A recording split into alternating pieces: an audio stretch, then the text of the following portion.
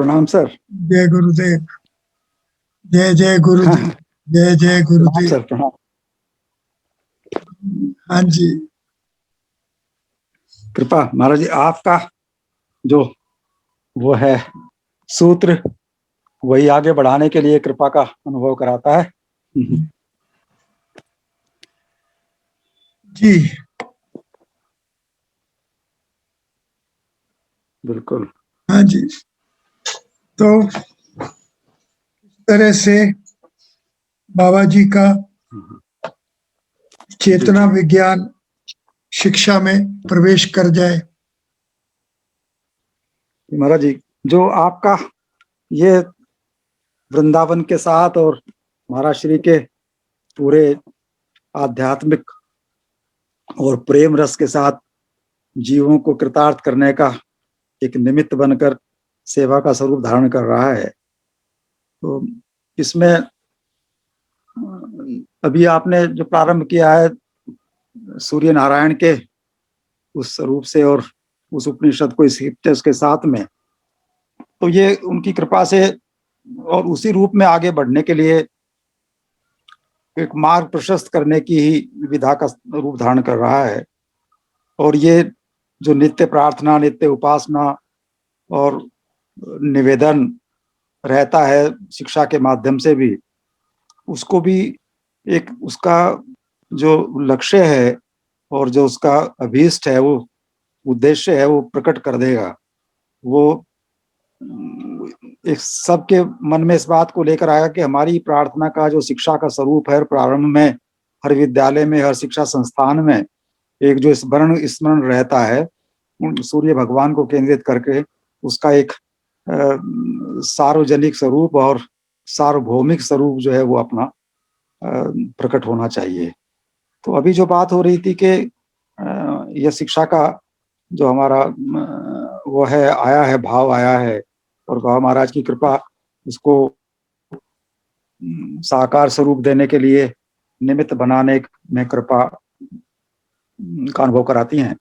तो बरसाना, श्री बरसाना को केंद्र करके, और वास्तव में तो क्या है कि ये उस मौन संदेश का, जिसको बाबा महाराज ने कहा कि उस मौन ने ही उनको, श्री दक्षिणामूर्ति के मौन संदेश ने ही प्रेरित किया, उसने ही आंदोलित किया, ये प्रेरणा दी कि इसको, इस विचार को, जो ये मंथन का विचार आया है कि शिक्षा के माध्यम से और शाश्वत जो प्रेम का स्वरूप है और ब्रज का जो स्वरूप है, वो शिक्षा उसका निमित्त बनकर, जो औपचारिक शिक्षा का स्वरूप है, जो समाज में भी और राजनीतिक, धार्मिक सभी विधाओं को लिए हुए है, तो वो विचार है, वो सूक्ष्म से स्थूल की ओर अवतरित हो। इसी इसी इसी शब्दावली का उच्चारण के श्रीमुख से हुआ है कि ये विचार सूक्ष्म से, चूंकि सूक्ष्म में विचार आया है, तो सूक्ष्म में विचार जो है वो आंदोलित हुआ है दक्षिणामूर्ति के उस मौन संदेश से, जो कि हृदयस्थ है और जो आत्मा के साथ जुड़ा हुआ है। तो वहां से ये प्रेरणा हुई कि इसको, इस विचार को, इस दिव्यता को रस से पोषित होकर और फिर मुझे ही समर्पित करने का जो ये एक लीला है, वो कैसे हो, उसको कैसे सबके साथ जो जोड़ने का एक स्वरूप है वो आए। तो उनका यही भाव है कि उस मौन संदेश ने आंदोलित किया कि ये विचार जो है सूक्ष्म से और स्थूल की ओर अवतरित हो। जैसे वो सूक्ष्म से और स्थूल में अवतरण लेता है, अवतार की लीला होती है, तो एक प्रकार से ये उस विचार का अवतार स्वरूप है, अवतार लीला है। और अवतरित हुआ ये जब स्थूल में, और फिर उन्होंने कहा कि फिर स्थूल में भी ये आंदोलित हो ब्रज की चेतना के साथ। ये विचार जो है, इसको आंदोलित होना है, इसको सबके साथ जुड़ने के लिए एक आंदोलन का स्वरूप है ये, और ये लेकिन ब्रज की चेतना के साथ ही आंदोलित होना इसका अभिष्ट है, क्योंकि वही चेतना जो है वो मूल में उस संदेश के साथ जुड़ी हुई है। तो इसलिए उनका यही कहना कि इस शिक्षा का यही भाव कि जो व्यक्ति से व्यक्ति को जोड़ सके, और व्यक्ति से व्यक्ति को जोड़ने के लिए वो जो प्रज्ञा है, जो सब में विराजमान है, जब वो एक दूसरे से एकता का अनुभव करें, तभी वो रसधारा का प्रवाह आगे बढ़ने के लिए प्रकट होता है। तो ये अभी क्या हो रहा है कि गुरु तत्व का ही वो स्वरूप है, जो कि वो दक्षिणामूर्ति जी का स्वरूप ही जो है वो गुरु तत्व को लिए हुए है, जहां पर शिष्य जो है मौन है, और गुरु जी महाराज जो है उस वटवृक्ष की छाया में जो भी संदेश देना चाहते हैं उनके हृदय में उसको प्रवेश, उसको स्थापित कर दे रहे हैं। तो यही योगेश्वर का स्वरूप, यही योगी महाराज का स्वरूप, और यही उस गुरु तत्व का स्वरूप। ऐसे ही गुरु जी महाराज ने, बाबा महाराज ने सदैव ये कृपा की कि वो जिसमें मंगल होना है तो उसको हृदय में विराजमान करा दे। इसीलिए ये सूर्य नारायण का जो स्वरूप है, जो स्वतः प्रमाणित है कि आदित्य, श्री आदित्य हृदय के माध्यम से उन्होंने जो है उस रावणत्व को, जो अपनी नाभि में अमृत के अभिमान से ग्रस्त हो गया और सोचा कि ये अमृत जो मिला है, कहीं भी अगर अमृत तत्व आया है, अमृत का स्वरूप आया है, तो वो तब आया है कि उससे पहले विष को प्रसाद के रूप में ग्रहण कर और समर्पित हुआ फिर वो अमृत तत्व।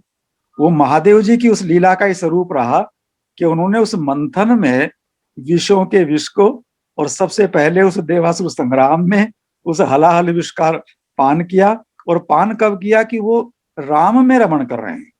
जो वैदिक गणित में अंक है बाकी सब शून्य है, तो राम रामेति रमेति रमे रामे मनोरमे, तो वो जो उनका रमण है राम जी के चिंतन में, उस रसधारा में, तो उसमें विषपान भी जो है उनका, वो कहा जाता है कि विष के साथ जब राम मिले कंठ में तो विश्राम हो गया। नहीं तो देह आराम तो करती है, परिश्रम के बाद जो है, श्रम के बाद आराम तो मिलता है, लेकिन विश्राम जो है, पाया परम विश्राम, वो तभी है कि जब वो उस दिव्यता के साथ जो संबंध बोध है उसी में अपना सन्निधि आ जाए। तो इसलिए वो देखिए उस आदित्य हृदय में भी, उस हृदय में उन्होंने उसको, उस रस धारा को उसके माध्यम से प्रवेश करा दिया। और जब उनके हृदय में, उन्होंने कहा कि उसके हृदय में तो ये अमृत विराजमान है, वही नाभि, नाभि को लिए हुए है, और यहाँ भी है, लेकिन लीला के लिए प्रकट नहीं कर सकते, क्योंकि वो उसी रूप में आप वहां स्वयं है। परंतु इस लीला का अनुसंधान करते हुए उसी आदित्य हृदय को उस सूर्य नारायण के उससे, क्योंकि वो जो योग की विधा में आता है कि सूर्य और चंद्रमा का जो ये रस का आपस का संबंध है, कि वो रस को जो है सृजन हो रहा है वो कंठ में और तालु में, और जो है वो नाभि में वैश्वानर के रूप में जो है उसका रसास्वादन कर रहा है। तो लेकिन उसका इतना संचय हो गया उसकी नाभि में कि वो जो अमृत है वो सूखेगा ही नहीं, वो भक्षण करने के लिए पर्याप्त है, और उसका उपयोग जो है उसने अपने लिए करने के लिए आगे बढ़े हैं। तभी जो है वो आदित्य हृदय का ये स्वरूप सामने आ रहा है कि वो क्यों उसको आदित्य हृदय का ही स्वरूप हुआ, क्योंकि हृदयस्थ रूप में आकर जहां पर वो अमृत का उनका एक भ्रांति है वो उत्पन्न हो गई, और ये वो सोच रहे हैं कि मेरी नाभि में अमृत है, यहाँ अमृत कुंड है। यहाँ आदित्य हृदय के माध्यम से पूरा हृदय जो है वृंदावन में हिलोरे लेकर, क्योंकि हृदय का स्वरूप है वो, और उसमें अमृत का ही, अमृत का वो पूरा एक भाव है, तो उससे जो है उसके सामने फिर कैसे ये स्थिति आएगी। इसलिए उसको उसका ये अभिमान और उसका जो ये कहना कि मैं अमर हो गया हूँ और मेरे पास अमृत तो है, तो वो देह के स्तर पर जब आया तो उसी को दूर करने की लीला हो गई। तो महाराज श्री का एक महावाक्य जो गुरु तत्व के रूप में आ रहा है, ज्ञानी नाम अगर गण्डम के, जय जय जय हनुमान गोसाई, कृपा करो गुरुदेव की नाई। और दूसरा स्वरूप जो शंकर जी का भी वो स्वरूप लिया है, वंदे बोधमयम नित्यम गुरुम शंकर रूपिणम, यमाश्रितो ही वक्रोपी चंद्र सर्वत्र वंदते। गुरु जी महाराज का वो स्वरूप कि जिसमें जो है वो भगवान शंकर के शीश पर टेढ़े चंद्रमा भी, जो वक्राकार चंद्रमा है, वो भी वंदित होते हैं, क्योंकि गुरु ने धारण कर लिया है, गुरु ने अपने शीश पर उसको रखा है। तो इसलिए उस भाव को लेकर के श्री महाराज का दिव्य उपदेश है, प्रेमास्पद, प्रेमास्पद श्री हरि एवं उनकी प्रिया श्री राधा, यही एकमात्र श्री गुरु हैं। एकमात्र श्री गुरु प्रेमास्पद श्री हरि एवं उनकी प्रिया श्री राधा ही हैं। हृदय एवं बुद्धि में इनकी प्राण प्रतिष्ठा हो, हृदय में और बुद्धि में इनकी प्राण प्रतिष्ठा हो। कृपा ही एकमात्र साध्य है, साधना तो कृपा की उपलब्धि का निमित्त है और कृपा सहज है। तो इसलिए महाराज श्री का जो वृंदावन के प्रति भाव उजागर किसी रूप में भक्तों के माध्यम से और कृपा की है कि जीवन जिस उद्देश्य को समर्पित होगा वह तो ब्रज ही है। जीवन जिस उद्देश्य को समर्पित होगा वह तो व्रज ही है। व्रज जीवन में गति, चेतना, प्राण, शक्ति, प्रेरणा का द्योतक है। जीवन को व्रज की चेतना से अनुप्राणित करने का अर्थ होता है श्री कृष्ण कृपा से अपने को अनुप्राणित करना। भावना का साम्राज्य का नाम वृंदावन है। यह वृंदावन ही जीवन का हृदय है। जीवन केंद्रित हृदय में अभाव के कारण जीवन में वृंदावन का अनुभव नहीं हो पाता। तो इसको इसीलिए जीवन की आध्यात्मिक गति के प्रवाह का नाम ब्रज है। इसी चेतना की गति का नाम जीवन है जिसे व्रज ने वर्ण किया है। जीवन में इस व्रज को वर्ण करने की प्रवृत्ति स्वीकार करनी है। तो इसलिए ये जो विधा है जिसमें शाश्वत का स्वरूप आया और जो गणित के माध्यम से उसके साथ अपना संबंध प्रकट करने के लिए और कृपा करने के लिए, रसधारा को प्रभावित करने के लिए व्याकुल है। तो अभी जहां से नित्य प्रति ये बोध होता है और उनकी कृपा से जो भी भाव आते हैं, तो उसमें आज प्रारंभ से ही ये बात हो रही थी कि पूर्णिमा की पूर्व स्थिति है। वह कहना कि केवल ब्रह्म का ही बोध जिनको था, केवल ब्रह्म का बोध था व्यास जी महाराज को, नारद जी को, सुखदेव जी को, केवल ब्रह्म में ही विचरण करने वाले। लेकिन उनको भी, व्यास जी महाराज को भी ये कैसे अभाव अनुभव हुआ कि मुझे शांति जो है वो नहीं हो रही। जो केवल ब्रह्म की उसमें ही विचरण कर रहे हैं, केवल ब्रह्म के ही बोध में जो हैं, तो जितने वरिष्ठ हैं, तो इसी को जो है श्री जी के कृपा कटाक्ष में मुनीन्द्र वृंद कहा गया है। ये वो मुनिगण हैं, ये मुनि का वो वृंद है और उनमें भी अग्रणी है कि जो उसकी वंदना के स्वरूप के बारे में कुछ आगे मार्ग प्रशस्त कर सकते हैं। मुनीन्द्र वृंद वंदिते त्रिलोक शोक हारिणी। मुनियों में भी जो वृंद हैं, मुनि वृंद में भी जो वो है मुनि नाम अग्रगण्य में, जिनका मनन इस स्तर पर आ गया है, जो मौन की स्थिति से उसको प्रकट करने में समर्थ हैं, वो आपकी वंदना का वो स्वरूप जो है लेकर आए हैं जिससे उनका ब्रह्म बोध जो है वो भी रसमय हो जाए। क्योंकि ये ब्रह्म जो है ब्रज में आकर अपनी लीलाओं के माध्यम से रस को प्रकट करने के लिए आया है। तो ये कौन सा स्वरूप है जिसमें व्यास जी, नारद जी, सुखदेव जी जो ब्रह्म बोध में है केवल, वो भी अनुभव कर रहे हैं कि हमें भी उस रस में जाना है। तो उन्होंने कहा कि लीला के अनुसंधान से ही शांति का स्वरूप हो सकता है। तो इसलिए श्री सुखदेव मुनि जी भागवत श्रवण करने से बचने के लिए अपने को अरण्य में ले गए, अरण्य में चले गए थे। और उन्होंने कहा कि उस अरण्य में, क्योंकि हो क्या रहा है कि दो प्रकार की बात है उसमें, एक ये लीलापुरी है जहां मथुरा है, द्वारिका है और सारा का सारा ये जो पुरी का स्वरूप है, लेकिन जो ब्रज है वो तो गोष्ठ है, वृंदा का स्वरूप है, वो तो वन है, वो तो दिव्य अरण्य है। इसलिए सुखदेव मुनि जी को उस अरण्य की उन लीलाओं का बोध कैसे हो, तो भगवान शिव के चूंकि स्वरूप हैं, तो इसलिए उनको जब ये सौंदर्य का और माधुर्य का जो है रसपान कराने के लिए, तब व्यास जी महाराज को नारद जी ने कहा कि इस रस को, इस जो है प्रज्ञा भूमि से उतर करके और रस भूमि में प्रवेश कराने का जो ये अलौकिक स्वरूप होगा, ये आपके उस देह से आत्मज का जो स्वरूप है सुखदेव जी का, वही इसको कर सकते हैं। इसलिए बाबा महाराज ने उस ज्योति के स्वरूप में सुखदेव मुनि जी को उपस्थित रखा है। उन्होंने कहा ज्ञानी नाम अग्रगण्यम एक स्वरूप है ज्योति का, जहां चारों युग में उनका प्रकाश है, और एक स्वरूप यह है कि सुखदेव मुनि जी जो प्रज्ञा और रस भूमि के दोनों के अद्भुत संगम के प्रतीक हैं।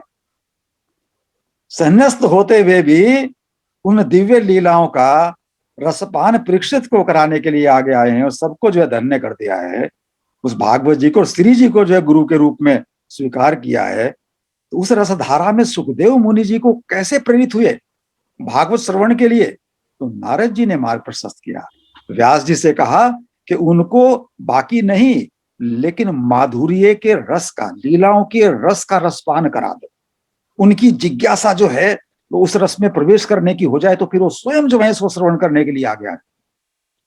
तो एक और तो उन्होंने व्यास जी को कहा, और उधर जो है सीधे सुखदेव मुनि जी के हृदय में जो महादेव जी की लीला का स्वरूप है वो जागृत किया। तो इसलिए जब पहला अपने शिष्यों के माध्यम से और उस अरण्य में कहीं भी हो सुखदेव जी, क्योंकि वो तो वहां से जो है अपने को अंतर्धान कर ले गए थे, तो वो जब उन्होंने पहले श्लोक के माध्यम से बराहपीडम का जो स्वरूप जो है इस योगेश्वर का, उस माधुर्य का स्वरूप का जब श्लोक जो है वो उच्चरित किया और आंदोलित किया उस रसधारा को, तो पूरे अरण्य में, पूरे वन में जो है वो ध्वनि इस प्रकार की आई। तब पूछा, वो आए मिलने के लिए सुखदेव मुनि जी, कहने के अरे भाई ये कौन है, कहाँ है, किसके स्वरूप का वर्णन आपने किया, ये मुझको इस प्रकार से किस प्रकार ये आंदोलित कर रहा है। ठीक उसी प्रकार से जनक जी महाराज स्वरूप को देख करके उन्होंने कहा कि मैं ब्रह्म में स्थित होते हुए भी ये मुझको जो है आज इस प्रकार का जो है क्यों ये मोह हो रहा है कि इनके स्वरूप को देख करके मैं अपने को जो है नहीं रोक पा रहा हूँ, इसकी माधुरी का रसपान करना चाहता हूँ। तो फिर उन्होंने कहा कि ये तो ठीक है, लेकिन ये स्वरूप तो कहीं भी हो सकता है किसी को, लेकिन जब तक उनके गुण का पता ना लगे, जब तक ये तो पता लगे उनकी विशिष्टता क्या है, तब वो चले गए। तब सुखदेव आकर कहा कि भाई क्या हुआ?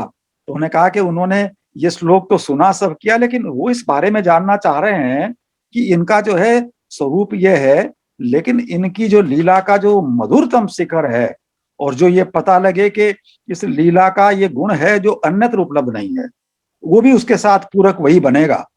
तो व्यास जी महाराज ने अपनी सत प्रेरणा से फिर पूतना का वो स्वरूप कि दूसरे श्लोक के माध्यम से, शिष्यों के माध्यम से प्रेषित कराया कि अरे जो पूतना को भी जो वध करने आई, जिसने केवल जो है दुग्ध पान कराया, भले ही उसका उद्देश्य जो है विषपान कराने का रहा हो, उसको भी मां जैसी गति दी है।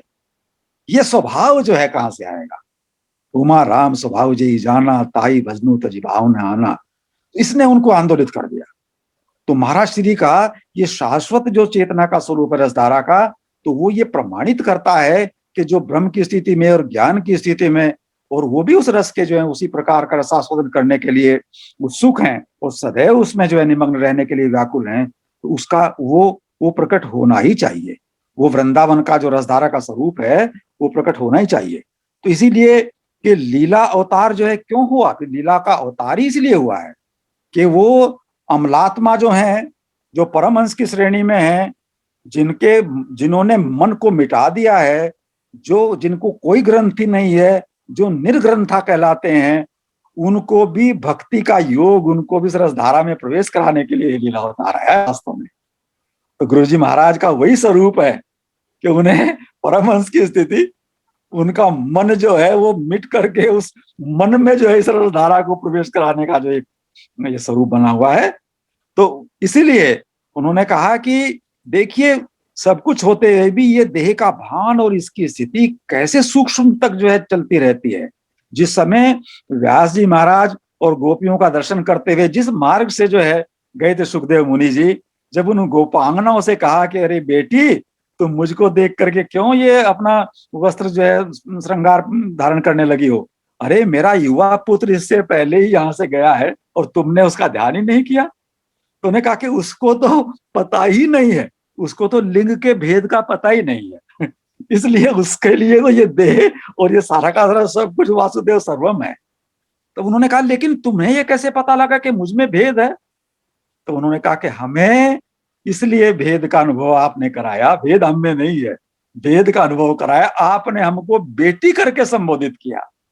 बेटी का मतलब है, अर्थ है कि आपने हमको जैसे अपना पुत्र माना है, ऐसे हमको स्त्री माना ना। तो स्त्री और पुरुष का ये भेद जो है आपके शरीर को लेकर के है। तो यदि आप हमें बेटी और स्त्री करते हैं तो हमें उसी रूप में जो है आपके सामने आना होगा। अरे व्यास जी ने कहा देखो ये यहां से मेरा पुत्र होकर के गया, इनमें ये भेद आ गया, इनमें ये स्वरूप आ गया, इनमें ये चेतना आ गई है। इसलिए उस चेतना का स्पर्श गुरु जी महाराज ने हम सबको धन्य करने के लिए किया और उसको कर दिया मौन। उन्होंने कहा कि जब काल चाहेगा, जब काल की अनुमति होगी, जब नियति का स्वरूप आएगा तब ये प्रकट हो जाएगा। तो इसलिए उन्होंने कहा कि संकल्प जो हुआ है इसका, उन्होंने कहा ये संकल्प हम समर्पित कर रहे हैं उसी मौन संवाद को, क्योंकि और कोई इसको समर्पित कराने की सामर्थ्य ही नहीं किसी में। तो इसलिए ये मौन का जो स्वरूप है उसी मौन में ही समर्पित होना है। तो ये कौन सा संकल्प है? ये संकल्प जो है ऐसा नहीं है कि ये संकल्प का कोई विकल्प नहीं है, लेकिन ये संकल्प शून्य भी नहीं है, ऐसा भी नहीं कि कोई संकल्प नहीं है। तो फिर क्या संकल्प है? कि ये भागवतिक संकल्प है। ये भागवतिक संकल्प है कि हम केवल उसकी लीला का उपकरण बन उसकी सेवा में प्रवेश करें, लीला का उपकरण बन करके वो ही पात्र बनाएं, लीला का उपकरण बने, और यही भागवतिक संकल्प है। और इसको जो है सरल भाषा में उन पांडुलिपि में, मानुष हो तो वही रस खानी, बसो ब्रज गोकुल गांव के गवारन, पशु हो तो नित्य चरो करूं, नंद की गाय देव मंधारन, जो खग हो तो बसेरो करो, मिले कालिंदी कुल कदम्ब की धारण, पान हो तो वही गिरी को करो, पुर छत्र पुरंदर धारण। ने कहा कि देखिए उसका भाव कि मुझे कुछ तो बनाओगे, या तो अपने में मिला लो तो धन्य है, लेकिन यदि कोई उपकरण बनाओगे, कोई शरीर धारण करना पड़ा कर्म बंधन से, आपके अनुशासन से, तो यही चार स्थिति हैं। यदि मुझे मनुष्य शरीर मिले तो मानुष हो तो वही रस कहानी, बसों ब्रज गोकुल गांव के गवार, उसी ब्रज गोकुल में जहां आपकी लीला का स्वरूप है वहीं मेरा वास हो। और यदि मुझे जो है पशु के रूप में आना पड़े, उस दिव्यता का पशु का स्वरूप मैं नंद की गायों के बीच में ही चरने के लिए उसी का रसास्वादन करूं। और यदि मुझको जो है पक्षी बनाना हो तो वहीं यमुना के किनारे उसी कदम की डार पर कू कू करते हुए मेरा स्वरूप बने। और यदि मेरा इतना स्वरूप आ गया हो, इतनी स्थिति आ गई कि मुझे पाहन बनना पड़े, जड़ बनना पड़े, तो इतनी कृपा कर देना कि मुझे पाहन बना देना, लेकिन उधर पहुंचा देना जहां पर जो है गिरिराज जी में जो है उस पाहन का जो है स्वरूप रहता है। इसलिए महाराज ने कहा कि ये संकल्प है कि ब्रज से मेरा जो नित्य संबंध है, जो वृंदावन से मेरा नित्य संबंध है, मेरा वो नित्य संबंध जो है वो स्वरूप बोध के लिए आगे बढ़े। तो इसलिए जो ये आया है सारा का सारा जो शिक्षा के माध्यम से, उन्होंने कहा कि शिक्षा क्या करेगा कि ये उसमें विक्षेप नहीं होने देगा। नहीं तो होगा क्या कि ये रस धारा का जो बोध है, इसका जो रसास्वादन है, इसमें अखंडता, इसमें निरंतरता का अनुभव नहीं हो पाता। और क्योंकि शिक्षा के कारण जो विकार आते हैं, जो बुद्धि में विकार आते हैं, तो वो भेद को जन्म देते हैं। वो भेद जो है फिर तर्क वितर्क को लेकर के इस रस धारा को भी चुनौती देता है, इसको भी विश्वास न दे करके इसको भी प्रश्न चिन्ह में ले जाता है, इसमें श्रद्धा जो है उसको विचलित कर देता है। इसलिए पूर्ण विश्वास का स्वरूप बना रहे तो शिक्षा का यही संकल्प हो कि ये शिक्षा जो व्यक्ति को व्यक्ति से जोड़े, जो उस प्रज्ञा से प्रज्ञा को जोड़कर उस रस में प्रवेश कराने का ही साधन बने। तो इसको सभी जो उससे संबंधित हैं उन सबको इस पर एक मत होकर के, इस पर एक मत होने की आवश्यकता नहीं है, क्योंकि इस पर तो एक मत हो गए।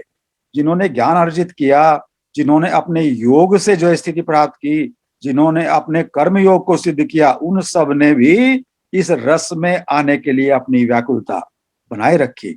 इसीलिए उस महारास की गोपी बनने का सबका जो भागवतिक संकल्प बना रहा।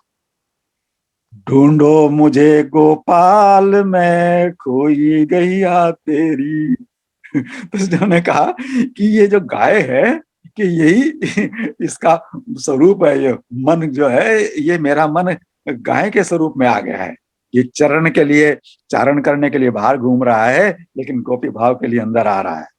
तो इसलिए वो सारी लीलाओं में जो कुछ जो है उसको चेतना के विविध आयाम हैं, उनका बोध गुरुजी महाराज ने बड़े बड़े जो है इस इतनी कृपा करके और इतने जो है अपनी एक अनूठी विधा से करा दिया है कि वो तो हम लोग, वो तो उसके पात्र की स्थिति में है ही नहीं। ऐसा हर वर्ष जो है मंथन करके और वृंदावन को केंद्रित कर और श्री बरसाना को तपस्थली के रूप में, और जो भी मंच मिला जहां पर एकता का संचार करने की चेतना स्थापित हो जाए, चाहे वो कुंभ हो, चाहे वो वार्षिक संगोष्ठी हो, चाहे गुरु पूर्णिमा का स्वरूप हो, चाहे ब्रज का कोई भी उत्सव हो, तो महाराज ने कहा कि तुम लोग नित्य ही उत्सव में रहो, तुम्हारा उत्साह सदैव जो है बना रहे। तो इसलिए वो उत्सव कैसे बनेगा कि कोई भी उत्सव हो तुम्हारा, वो केवल तुम्हारा लीला का अनुकरण ही है। जब भी तुम्हारा जन्मदिन मनाने का मन हो सांसारिक दृष्टि से, तो जन्माष्टमी ही मनाओ क्योंकि तुम्हारा जन्म जो है उससे अलग जन्म है ही नहीं। इसलिए जब भी तुम्हारा कोई उत्सव हो तो तुम नंद महोत्सव ही करो। उसका जो है सार्वजनिक रूप में कुछ भी नाम रख लो अपने व्यवहार के लिए, परंतु उसका भाव जगत उसी के साथ जुड़ा है। क्योंकि महोत्सव कहां से आया? कहां से आया? वो तो नंद महोत्सव से आया। जो विवाह का स्वरूप है, जिसमें पाणी ग्रहण संस्कार का स्वरूप है, वो कहां से आया?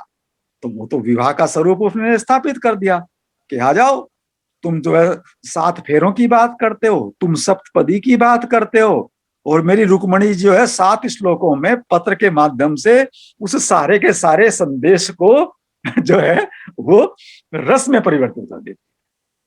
उस पत्र में, उस पाती में लिखा गया है कि पाणी ग्रहण का क्या स्वरूप बनेगा। तो इसलिए उन्होंने कहा कि ये सारा का सारा वो उसमें है, तो वो आदर्श हो। तो हमारा आदर्श जो है गांव में जो सन्निहित है, हम उसका अनुकरण ही करते हैं। सारी क्रियाएं हमारी इसलिए क्रियाएं कहलाती हैं क्योंकि उनका लीला के साथ संबंध बोध जो है वो विलुप्त हो जाता है। अन्यथा उन्होंने करके दिखाया और हम उसको जो है क्रियाओं के स्वरूप में कर रहे हैं। भाव का अंतर है। इसलिए जो गीता जी में कहा, भागवत जी में करके दिखाया। तो उन्होंने कहा दोनों का सेतु है। अर्जुन जो तुम कर रहे हो ये तो मैं कर ही रहा हूं पहले से। ये तो जो तुम उद्धार कर रहे हो, तुम तो यहाँ अपने बीच में राज्य के लिए कर रहे हो। मैं तो जब से जन्म हुआ हूं तभी से अपना जो है जेल का, अपने कैद का, और अपना तो बाद में हुआ, मेरे तो आने से पहले ही मेरी मृत्यु का जो है संकल्प हो गया। तुम बताओ अर्जुन मेरे लिए क्या नया है? मेरा जन्म ही नहीं हुआ और मुझे कहा कि जो 8वां आएगा उसका मैं संहार करूंगा। तो बताओ जिसकी मृत्यु से पहले, जिसके जन्म से पहले ही मृत्यु जो है वो प्रतीक्षा कर रही हो, और जिसके माता पिता सदाचारी और इस प्रकार होते हुए भी जन्म के समय पर भी जो है वो जेल में बंद हो, हथकड़ियां लगी हुई हो, तो उसके लिए क्या संदेश होगा? वो क्या संदेश दे, कैसे करे? क्योंकि ये बाहर का जो स्वरूप है वो यही है कि जिस प्रकार से वो माता पिता जो है बंधन में है, जेल में है, वैसे यहाँ पर भी सबका सब जो है कैद में है। उसी जेल में जब चेतना आती है अति मानस की, तब जो है वो पूज्य श्री जो है महर्षि, जो उनका वो है स्वरूप है, और जो जो योगी योग के रूप में अपनी लीला को करते हैं, तो इसलिए वही फिर जो है पूरा का पूरा पांडुश्री को लेकर के, और वही पूरा का पूरा जो है अरविंदो जी को लेकर के, जब उन्होंने देखा कि जेल में भी उनको जो है सब जगह पर भागवतिक चिंतन प्रारंभ हो गया और सब उन्हें लगा कि दिव्य पुरुषों के बीच में हूं, तो यही भाव सारा का सारा जो है वो सब चीजों का स्वरूप बदल देता है। तो वही शिक्षा जो इस भाव में प्रवेश कराने का साधन बने, वो शिक्षा जो है दोनों काम करे। वो अपने गंतव्य को भी प्रशस्त करे और उसमें आने वाली बाधाओं का भी। तो इसलिए वही व्यवस्था जिसमें इनबिल्ट मैकेनिज्म हो कि वो अपनी व्यवस्था में जो भी विकार आए उनके समाधान के लिए किसी बाहर की संस्था पर, बाहर की स्थिति से कोई आवश्यकता अनुभव ना करे। वो स्वयं में ही समर्थ हो कि जो भी इसमें देवासुर संग्राम होगा, जो भी जो है प्लस और माइनस होके शून्य होगा, जो भी गणित का जो है जोड़ने का और घटाने का होगा, वो स्वतः ही होता रहे।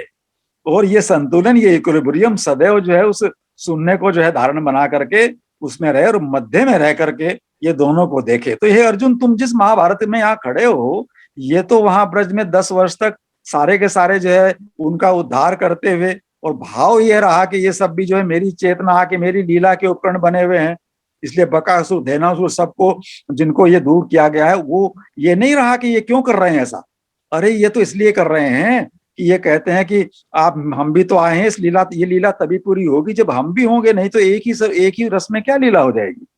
तो इसलिए उनका भी वो है। तो ऐसे यहाँ भी ये एक लीला का स्वरूप है मेरा ये महाभारत। भैया तुम्हारे लिए नया है, तुम खड़े हुए हो, तो इसलिए महाभारत को जो है विराम देने के लिए है। तो इसलिए अर्जुन जहां समापन करता है, जहां सर्वधर्मान परित्यज्य मामेकम शरणं ब्रज में आता है, वहां ब्रज गोपी का जो है वो भाव जगत प्रारंभ होता है।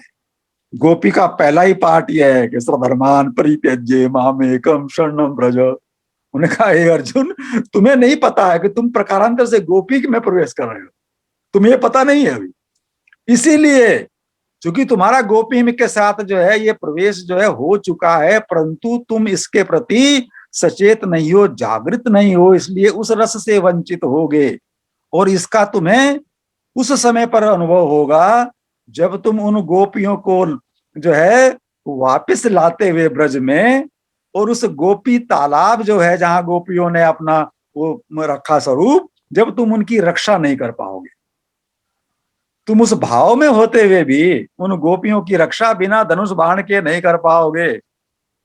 तुम समझते हो कि धनुष बाण ही रक्षा करेगा, वही भीलन लूटी गोपिका, वही अर्जुन वही बाण। इसलिए ये अर्जुन बाण कब जो है सार्थक है, यत्र योगेश्वर कृष्ण यद पार्थो धनुर्धर है। और जब मैं साथ में नहीं होगा तो धनुष बाण काम नहीं आएंगे। फिर वो धनुष बाण का जो संबोधन है विवेक और ज्ञान से उत्पन्न जो रस है, जो धनुष और बाण है, जो ज्ञान और विवेक का स्वरूप है, उन ज्ञान और विवेक का जो प्रयोग है, वो रस धारा का जो स्वरूप है वो काम आएगा। यदि उसमें स्थिति होगी तो बाह्य स्वरूप में कोई किसी प्रकार का विक्षेप होगा ही नहीं, कोई प्रतिकूलता की बात ही नहीं है, क्योंकि वहां अनुकूलता है, वो संबंध ही नहीं होगा। इसलिए वो भी लीला का स्वरूप रहा कि देखो स्वधर्मान परित्यज्य मामेकम शरणं ब्रज, मेरी शरण में आते हुए भी और जाते समय पर इन्हीं गोपियों की रक्षा करने के लिए, और इसके बाद भी जो है उन भीलों से जिन्हें कोई धनुष बाण की और की सबकी जो है वो सिखाई भी नहीं गई है, तब भी उन्होंने जो इस प्रकार का वो किया। उन्हें कहा कि इन भीलों को ऐसे थोड़े समझते, ये भी मेरा ही वो है, ये तो बिना गुरु के ज्ञान प्राप्त कर लेते हैं।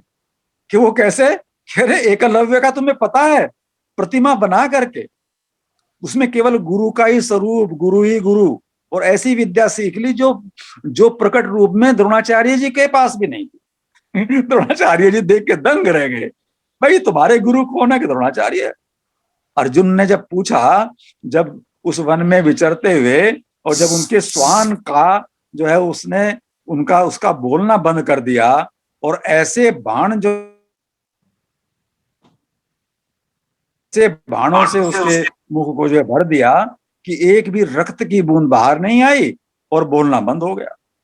जब ढूंढते हुए आए तब देखा कि अरे ये ऐसा धनुर्धर कौन है, चलो उसको देखते हैं। जब देखा, अरे भाई तुमने किससे शिक्षा ली है? उन्होंने कहा देख नहीं रहो, द्रोणाचार्य से ली है। अर्जुन ने कहा कि गुरु जी ने मुझसे भी कुछ छिपाया है, एक ऐसा शिष्य जो है बना दिया है कि जिससे जो विद्या मेरे पास है ही नहीं। गुरु जी से कहा, गुरु जी ऐसा नहीं होना चाहिए, मैं आपका प्रिय शिष्य, मैं धनुर्धर कहलाता हूँ, पूरे संसार में मुझसे श्रेष्ठ कोई नहीं है, लेकिन ये कैसे हो गया? नहीं भाई मुझे नहीं पता, बताओ, चल के देखता हूँ। चले, देहधारी गुरु चले। और जो है देखा एकलव्य को गुरु तत्व में प्रवेश। तो उन्होंने कहा कि ये तुमने कैसे किया? भाई मैं तो, ये तो मुझे ही पता नहीं है कौन सी विद्या है कि जिसमें बिना रक्त के और इस प्रकार का उसकी वाणी को विराम दे करके और उसको बंद कर दिया तुमने शब्द भेदी के माध्यम से। मैं गुरुजी ये आपकी ही, आपको ही साक्षी मान करके ही ये विद्या मुझ में प्रकट हो गई। उन्होंने कहा धन्य हो। इसने कहा कि केवल गुरु को न पकड़ करके, गुरु तत्व को जिसने पकड़ा है उसके अंदर वो सारी विद्या और वो सारा ज्ञान प्रकट हो जाता है, जो कृष्णम वंदे जगद गुरुम, कृष्णम वंदे जगद गुरुम। इसलिए गुरु जी महाराज ने कहा कि जो तुम ये ज्ञान और सबका स्वरूप देख रहे हो ना, ये जो है अगर गुरु मानोगे तो फिर उन्हीं के रूप में सारी लीला है। वही लीला गीता जी के ज्ञान के स्वरूप में है, वही लीला जो है गोपियों के साथ गुरु के रूप में है। लेकिन उन्होंने कहा कि सारा ज्ञान, सब जो कुछ तुम मुझे मानते हो मेरे पास नहीं है। मैं इस ज्ञान को प्रकट करने के लिए भी अपनी गोपी का, जो मेरी गुरु है, गुरु इसलिए है कि उन्होंने उन ग्रंथियों को, उन बंधन को उन अपने जो है परिवारों की उन बेड़ियों को, उन अहमता और उस ममता को, जिसको कोई जो है देहधारी और ज्ञानी और अभिमानी नहीं तोड़ सकता, इन्होंने उसको तोड़ करके अपने उस देह को दिव्य देह के साथ मेरे साथ इस स्वरूप को धारण किया है। तो वही गंतव्य, तो ये विधा है महाराज श्री की, जो गणित के माध्यम से आई और वैदिक गणित का स्वरूप धारण कर रही है। तो उन्होंने कहा कि इन लीलाओं में जो इसका रसास्वादन है उसमें कोई क्रम नहीं है, कौन सी लीला पहले कौन सी बाद में, कहां पहले क्या हो रहा, कि इसकी चिंता मत करना, इसको क्रमबद्ध मत करना, इसको गणित के अंकों से है जो स्वरूप मत देना कि ये क्रम 1 है 2 है 3 है, चूंकि लीलाएं जो हैं वो काल से बाधित नहीं है, वो गणना में नहीं है, वो तो नित्य लीलाएं हैं। इसलिए ये वैदिक गणित का ये स्वरूप जो वेद में और में सब में सबको जो है उस काल के साथ संबंध स्थापित कर और उसके लिए आगे बुद्धि के माध्यम से और हृदय के माध्यम से और साधना के माध्यम से वहां तक पहुंचाता है। तो ये स्वतंत्र विधा सीधे सीधे उस साम्राज्य में प्रवेश कराने के लिए गुरु कृपा से जो है वो प्रेरित कर रही है, गुरु कृपा से। उन्होंने कहा कि कृपा जो है जासु कृपा नहीं कृपा घाती, जहां हे अर्जुन जब प्रश्नों का उत्तर चाहिए तो फिर भी यहीं आना है, इसी शरणागति में आना है, और इस शरणागति को स्वीकार कर लो, विश्वास हो जाए तो ये सारे प्रश्नों का उत्तर आ जाएगा। तो फिर मूल रूप में वही बात कबीर दास जी ने कहा, भाई हम तो पढ़े लिखे हैं नहीं, मसी कागज छुओ नहीं, कलम गए नहीं हाथ। पदम नाथ जी, हमें तो एक बात का पता है, चाहे समझ के पढ़ लो और चाहे पढ़ के समझ लो, तो दोनों का परिणाम और दोनों का जो रस है वो एक ही होगा। इसलिए गुरु जी महाराज कहते हैं, चाहे विश्वास रूपी गुरु को श्रद्धा विश्वास रूपिणियों के रूप में स्वीकार कर रसास्वादन में उसका जो अवगान कर लो, और चाहे सबका निचोड़ करते करते करते करते फिर आकर के कहो कि अब मैं थक गया हूं, अब जो है बार बार मैं बांधना चाहता हूं आपको जो इस अपने पूरे के पूरे इस स्वरूप में, इस ज्ञान में और इसमें इस जानकारी में, लेकिन क्या होता है कि कहीं से आऊं, चाहे कर्म योग से, चाहे ज्ञान योग से, चाहे भक्ति योग से, लेकिन 2 अंगुल की कमी रह जाती है। उन्होंने कहा फिर तुम क्यों कर रहे हो, दामोदर लीला ही ना देख लेते। अरे दामोदर लीला में उन्हें कहा कि उखल में बांधो, सारी रस्सियां बांधें, सबको जोड़े, फिर 2 अंगुल की कमी रह जाए। उन्हें कहा जब पुरुषार्थ में 2 अंगुल की कमी रह जाए तब कृपा उछल करके उस पुरुषार्थ को पूर्ण करके अपने को बंधन में डाल देती है। कहती है कि तुम्हारा मंतव्य मेरे को बंधन में है ना, लेकिन ये कृपा से ही बंधन में है। पर जहां पुरुषार्थ का अभिमान, जहां पुरुषार्थ जो है विश्राम ले ले, विराम ले ले, कहते अर्ब नहीं हो सकता। तो फिर पूछा कि ये भाई, ये रस्सी छोटी सी जो थी, जो बाद में आई यशोदा ने पूछा, इस रस्सी से कैसे बंध गए? बाबा महाराज कहते हैं कि यही लीला का स्वरूप है। जब अनुसंधान किया गया कि ये कौन सी रस्सी है, तो ने कहा कि ये रस्सी ये बरसाना से आई थी, ये अलग रखी थी इसका कोई प्रयोग नहीं करते थे, ये उसी के उन्होंने कहा कि जब एक रस्सी बच गई तो श्री जी की रस्सी, वो जो श्री जी की रस्सी का जो स्वरूप है, तो उन्होंने कहा उसके बंधन में, वो प्रेम की रस्सी है, वो प्रेम का बंधन है, वो कृपा का बंधन है, उसमें बंध गए। वो अपने पास रखते थे, तो उन्होंने कहा कि कोई देख लो, तो उन्होंने खुद ही कहा कि भाई सारे के सारे लोग मुझे बांध रहे हैं, देख लो और कोई रस्सी रह गई हो उससे ही बांध लो, पूरा कर लो पहले, मेरी तो कोई गलती है नहीं भाई, मैं क्या करूं, आपकी रस्सी छोटी पड़ रही है। अब वो तो लीला थी, जब खोजने गए तो एक रस्सी और मिल गई, वो उनके पास में जो उनके सोने की जगह पे एक रस्सी पड़ी रहती थी, वो रस्सी जो आई अब उससे बंधे तो उछल करके नीचे हो गए और बंधन में बंध गए। तो कृपा का ये उखल बंधन की लीला, जहां उन्होंने कहा कि मैं तुम्हें, जहां ब्रह्म जो है उनकी छड़ी से और उनके बंधन से थर थर कांपने की लीला कर रहा है, जिसके एक जो है स्मरण मात्र से और एक संकल्प से पूरा ब्रह्मांड कांप जाता है, वो ब्रह्म जो है वात्सल्य के जो है बंधन में बंधा हुआ, और ये कह रहा फिर भी, लेकिन ये कह रहा है कि अभिमान मत करो मुझे बांधने का, माँ मैं आपके प्रेम का जो है सत्कार करता हूँ, सम्मान करता हूँ, लेकिन सारे संसार को ये मत कहो कि मतलब जो है मुझे बांध लिया, नहीं तो फिर वो कहेंगे सब कि वो लीलाधारी जो गया था वो तो वैसे ही बंध गया, वो तो साधारण मनुष्य की तरह हो गया, तो मुझे लीला भी करनी है और आपके वात्सल्य का वो भी होना। परंतु मैं कहता हूं कि वात्सल्य और माधुर्य का दोनों का जो अद्भुत रस है वही मैं हूं। इसलिए आपका वात्सल्य और श्री जी का जो है वो माधुर्य, इन दोनों का जो ये समुच्चय जब ये बंधन बंधेगा तो बन जाऊं। तो जब यशोदा जी के बंधन में नहीं बंधे, उनके तो किसके बंधन में बंधेंगे? तो प्रेम का बंधन। तो महाराज जी कहते हैं कि पहले ये स्वीकार करके आ जाओ कि वो रस जो है वो बरसाना में बरस रहा है, यहीं से प्रारंभ कर दो, यहीं यहीं से जो हो जाएगा, फिर अपने आप जो है लीला का अनुकरण होता चला जाएगा। जय गुरुदेव, जय गुरुदेव, कृपा कृपा कृपा का जय जय बहुत आनंद। आप सो जय सब तो प्रताप रघुराई, नाथ न कछु मोरी प्रभुताई। आपके माध्यम से ये मुझे खुद मालूम नहीं है, खुद पता ही नहीं रहता है कि किस प्रकार से जो है कहाँ से क्या क्या चीजें महाराज श्री जी जोड़ करके उसकी बना रहे हैं। अद्भुत। जय गुरुदेव, जय गुरुदेव, जय हो, जय जय हो। जय जय गुरुदेव।